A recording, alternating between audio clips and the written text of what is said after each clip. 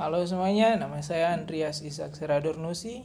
Saya dari program studi Hubungan Internasional. Dalam sesi kali ini saya akan menjelaskan dari mata kuliah Politik dan Pemerintahan Asia Tenggara. Ada beberapa poin penting yang akan saya jelaskan di sini, yaitu saya mencatat 5 poin penting. Yang pertama, pengantar politik dan pemerintahan.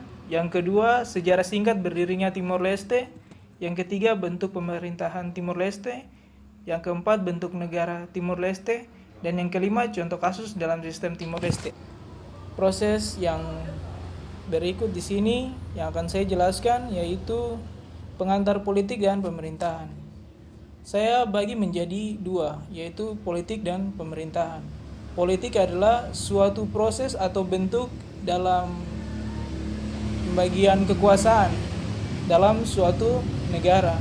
Dan yang kedua, sistem pemerintahan. Di sini sistem pemerintahan saya bagi menjadi dua juga pengertiannya, dalam artian sempit dan artian luas. Artian sempit itu seperti semuanya aktivitas, fungsi, tugas, dan kewajiban itu dijalankan oleh lembaga untuk mencapai tujuan negara. Dan dalam arti luas, semuanya mencakup aparatur negara, organ-organ badan atau lembaga, alat kelengkapan negara yang menjalankan berbagai aktivitas untuk mencapai tujuan negara. Poin yang berikut ialah sejarah berdirinya Timor Leste. Di sini saya hanya menjelaskan secara singkat atau secara garis besar, yaitu kalau kita tahu sebelum tahun 99, sebelum referendum ke bawah, itu Timor Leste adalah bagian dari Indonesia, yaitu provinsi ke-27 di Indonesia.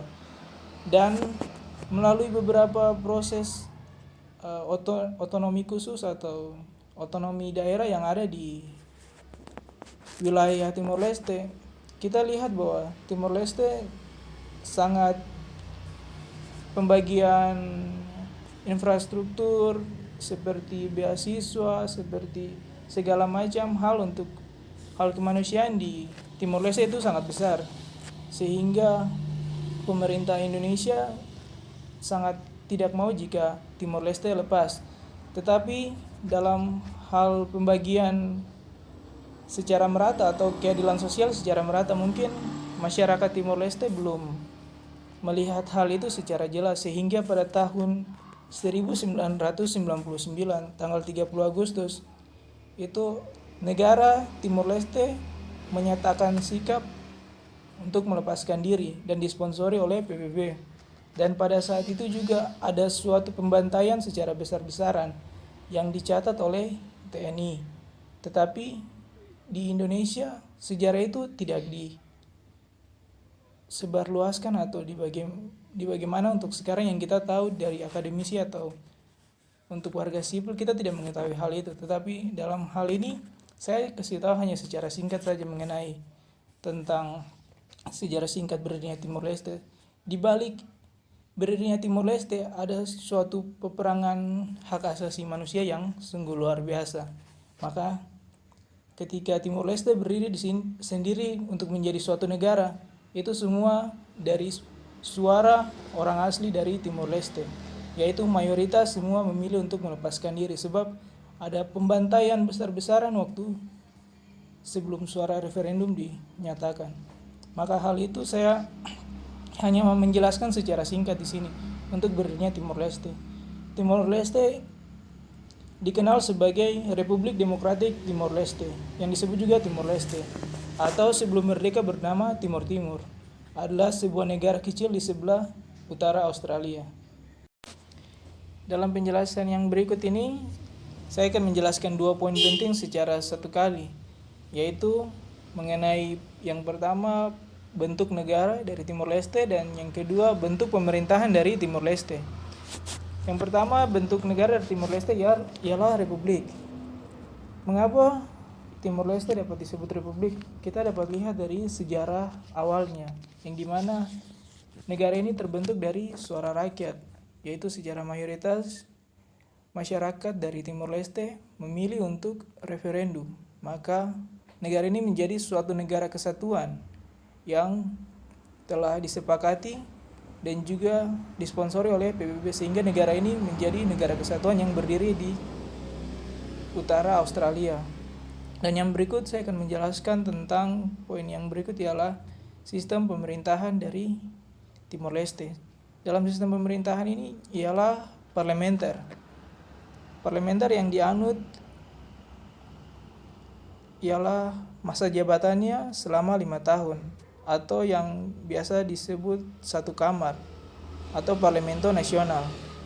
Dan di dalam parlemen ini ada 52 atau 65 kursi dan didasari oleh Undang-Undang Dasar Konstitusi dari Portugal. Dan di dalam parlemen ini memiliki wewenang dalam mengangkat Perdana Menteri, dan parlemen pun dapat menjatuhkan pemerintahan, yaitu dengan cara mengeluarkan semacam mosi tidak percaya. Itulah parlemen yang saya jelaskan secara garis besar di sini. Pada poin yang terakhir saya akan menjelaskan mengenai contoh kasus. Contoh kasus yang terakhir ini saya akan mendiskusikan secara garis besar, atau saya akan memberikan suatu analisis dari contoh kasus ini.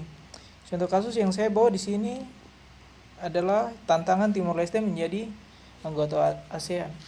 Yang pertama, Timor Leste telah menyatakan referendum pada tahun 1999, dan perjuangan demi perjuangan hingga pada tahun 2002 Timor Leste secara resmi merdeka, atau secara resmi dinyatakan merdeka oleh anggota ASEAN.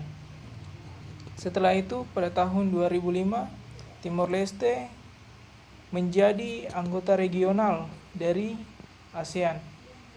Tetapi dalam hal ini negara Timor Leste belum secara resmi masuk sebagai anggota ASEAN, sebab ada timbulnya seperti pro kontra di dalam perbincangan dari antara negara-negara, di mana